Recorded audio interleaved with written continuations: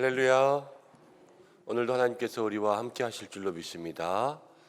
오늘은 함께 읽은 말씀을 통하여서 예수님을 위해 핍박받기를 기뻐하다라는 제목으로 말씀을 생각해 보겠습니다.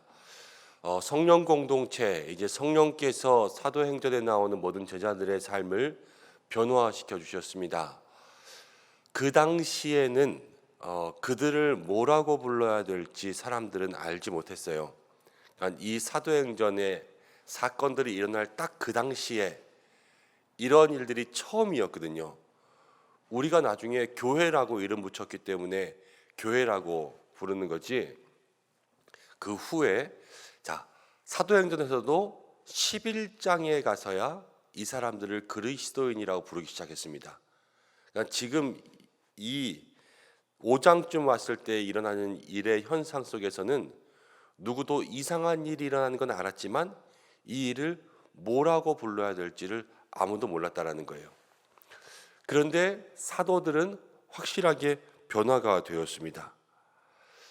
중요한 것은 우리가 무엇을 부르고 어떤 이름이 있는 것, 그것이 중요한 게 아니라 우리에게 진정한 변화가 있느냐, 이것이 더 중요하다라는 거죠. 우리는 늘 우리에게 있는 이름, 때로는 직책, 아니면 우리에게 있는 직분, 이런 것들을 더 중요하게 생각할 때가 있습니다. 그러나 그거보다 더 중요한 것은 우리의 삶에 이 사도들처럼, 이 초대교회의 제자들처럼 진정 변화가 있어서 그 변화의 삶이 다른 사람들에게 영향력을 끼치고 있는가, 이게 더 중요하다는 거예요. 그런 의미에서 보면 우리의 인생도 진정한 변화를 이미 겪고 있고 또 겪게 될 거죠. 늘 어떤 분들은 내가 늘 노래방에서만 노래만 하다가 교회 나오고 나서 보니까 찬양이 이렇게 좋아지고, 늘 하나님 앞에 찬양하는, 늘 가요만 부르다가 찬양만 하는 그러한 사람으로 바뀌었다.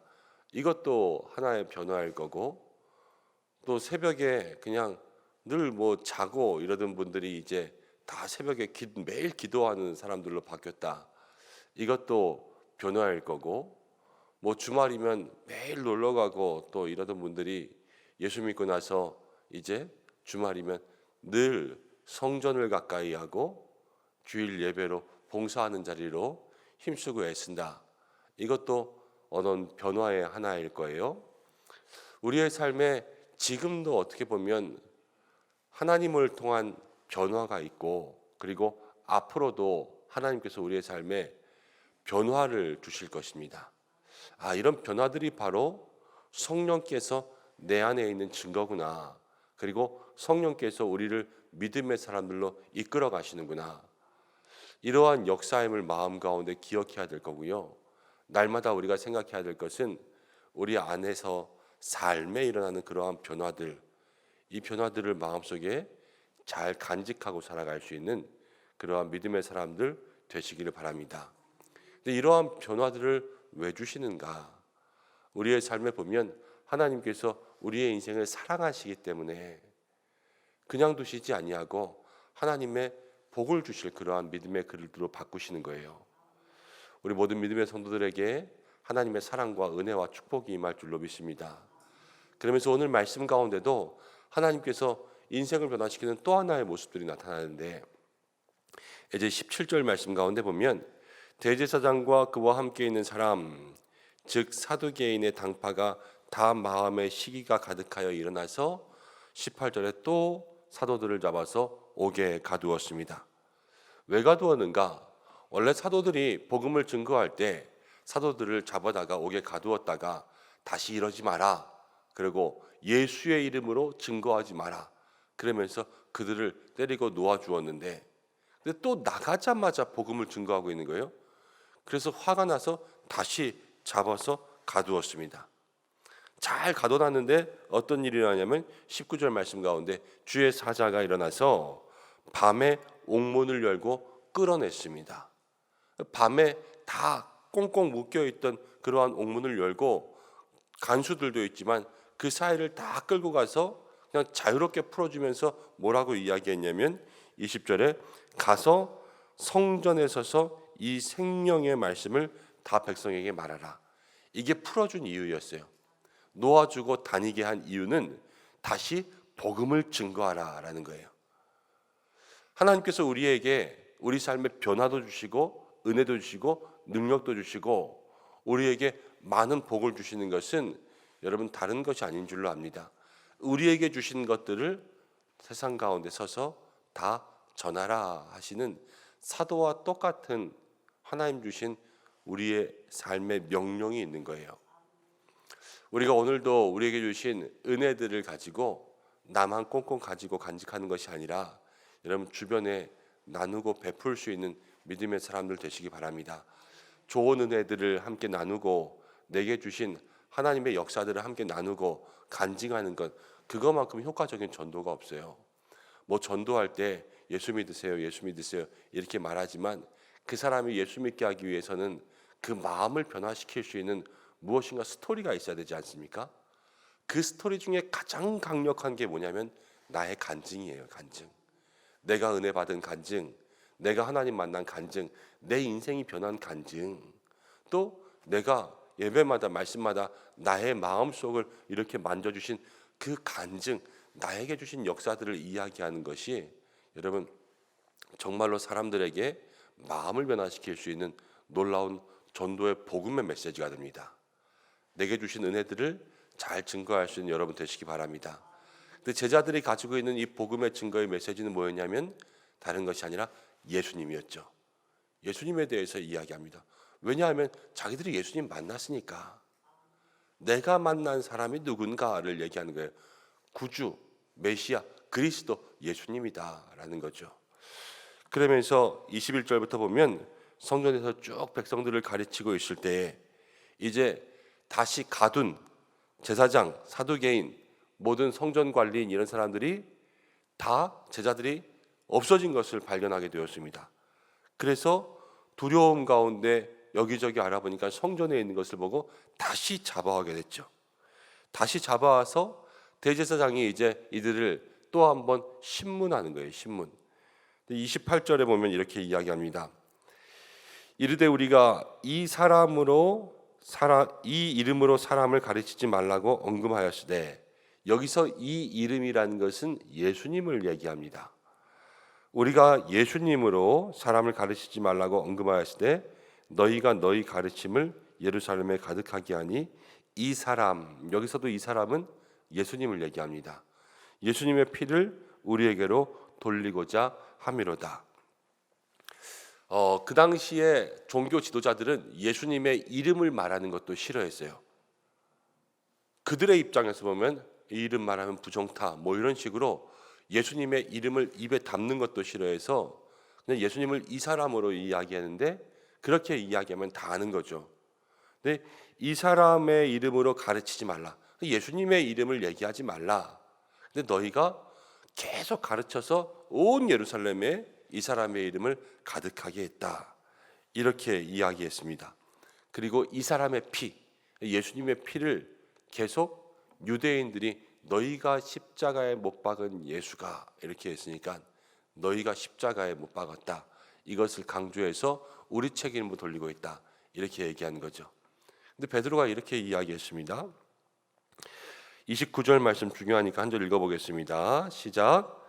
베드로와 사도들이 대답하여 이르되 사람보다 하나님께 순종하는 것이 마땅하니라. 사람보다 하나님께 순종하는 것이 마땅하다. 사람을 두려워하지 않고 온전히 하나님을 더 두려워하는 거죠.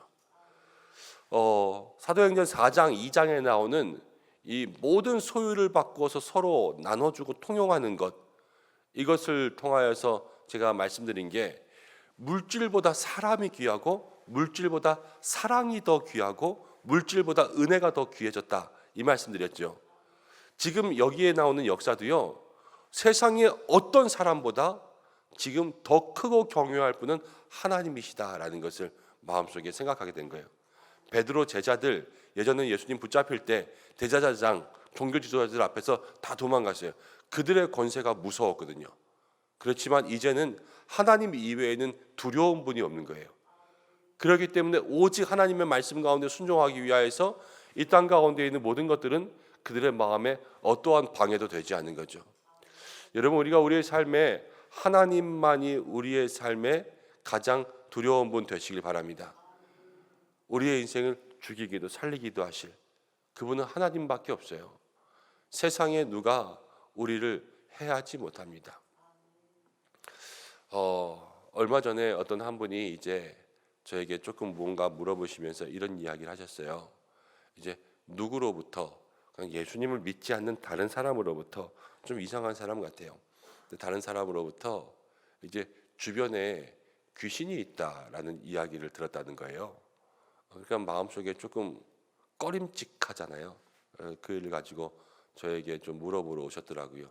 어떻게 해야 될까? 그래서 뭐 무당과 같은 사람들, 아니면 세상에 있는 영빨이 있다고 하는 사람들, 귀신을 볼 수도 있다. 왜냐하면 그들은 귀신의 힘을 빌어서 일하지 않냐. 귀신을 부르기도 하고 귀신의 노예가 되기도 하고 귀신을 볼 수도 있다고 한다. 그러나 우리 믿음의 사람들에게 있어서 중요한 것은, 믿음의 사람, 하나님이 지키시는 사람은 그 귀신이 해하지 못한다. 하나님께서 우리에게 역사하시고 하나님께서 우리를 보호하시면 세상 가운데 조그만 잡신들이 그 사람을 절대로 해할 수 없으니까 마음에 담대함을 가지고 있어야 된다. 그 사람에게는 보인다고 하지만 나에게는 안 보이지 않냐.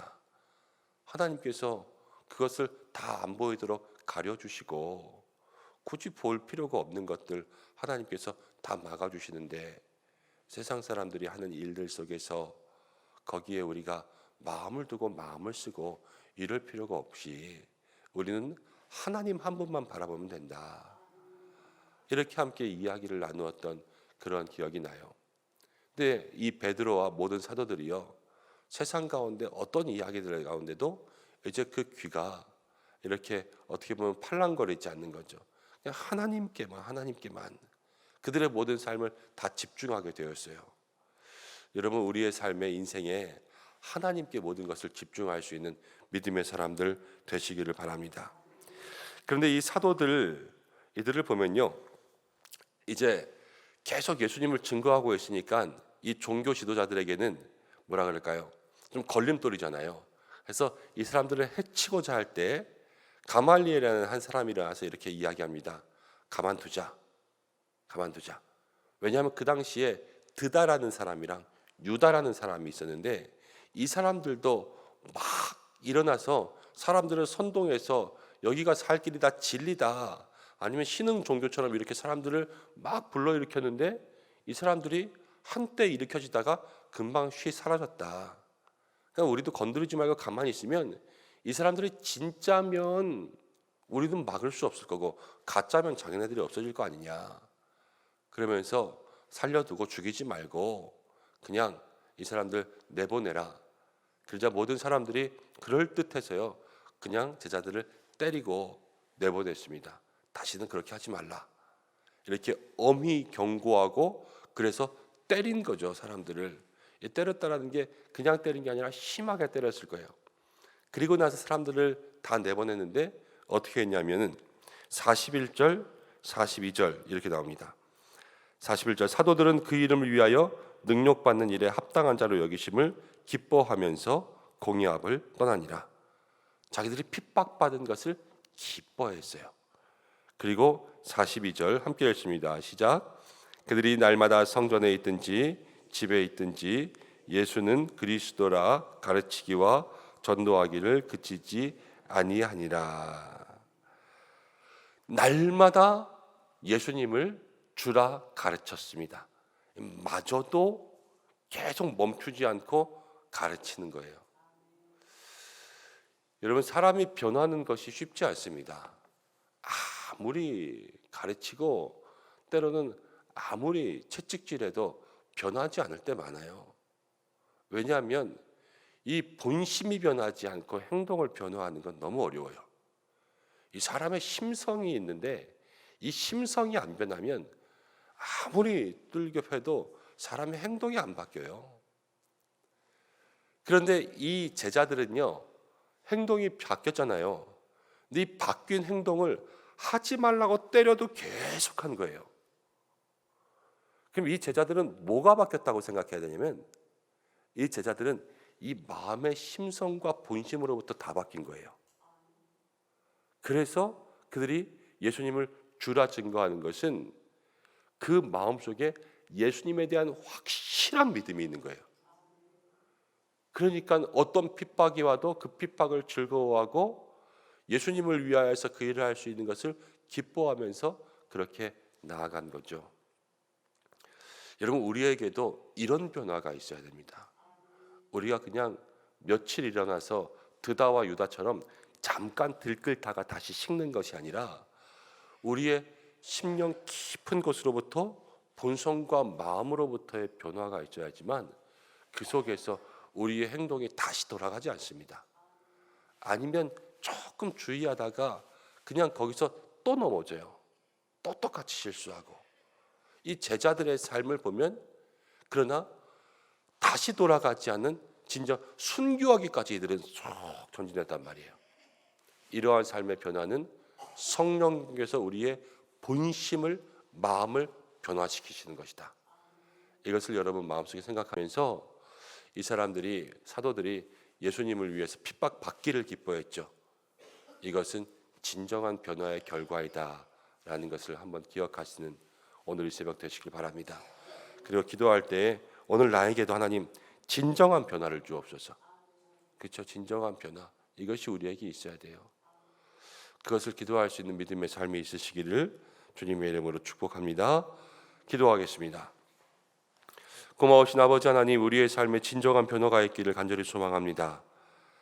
그냥 잠깐 일어났다가 흩어지는, 우리의 삶에 끌었다 식어지는 마음의 변화들이 아니라 내 내면으로부터, 본성으로부터, 심성으로부터 깊이 변화될 수 있는 그러한 마음들 더하여 주셔서 하나님, 우리의 삶, 우리의 마음이 하나님께서 기뻐하시는 삶으로 온전한 변화, 또 그래서 주변의 사람들에게 나에게 주신 변화들을 간증하고 증거하여 그것이 복음의 능력이 될 수 있는 믿음의 삶 되게 하여 주옵소서. 오늘 한나라의 삶 주께서 인도하시기를 간절히 원합니다. 우리에게 기름 부으시고 성령의 충만함 더하여 주시고 삶과 가정을 주님 지켜주시며 온전히 하나님께서 모든 성도들 어디에 있든지 동행하여 주시고 마음의 평안 주시고 하나님 어려운 일 당하지 않게 지켜 보호하여 주시옵소서. 오늘도 사랑하는 성도들의 기도의 제목을 들어 응답하여 주시고 가정과 일터와 모든 자녀들마다 하나님께서 하나하나 믿음의 귀한 열매 거둘 수 있도록 인도하여 주시옵소서. 특별히 환우들을 위해서 기도하오니 주께서 아픈 부위마다 권능의 손으로 만져주셔서 회복되고 치료하는 귀한 역사가 있게 인도하여 주시고, 또 김미영 집사님 오늘 또 스탠드 시술할 수 있는 예정이 되어 있는데 하나님께서 모든 것 가운데 역사하사 온전한 치료가 있게 인도하시고 모든 검사 결과 가운데 가장 좋은 결과 만날 수 있도록 축복하여 주시옵소서. 하나님 우리를 지키시면 이 땅 가운데 어떠한 악한 권세들도 우리를 괴롭게 하지 못할 줄로 믿습니다. 우리를 두렵게 하는 모든 문제들, 세상의 잡신들, 또 세상의 악한 것들 우리 성도들 근처에 얼씬도 하지 않게 지켜주시고 믿음의 눈 가리워 주시고 담대한 믿음 더하여 주시고 성령의 무기 십자가의 능력으로 나사렛 예수의 이름으로 모든 것을 이기는 믿음이 있게 역사하여 주시옵소서. 예수님의 이름으로 기도드립니다. 아멘.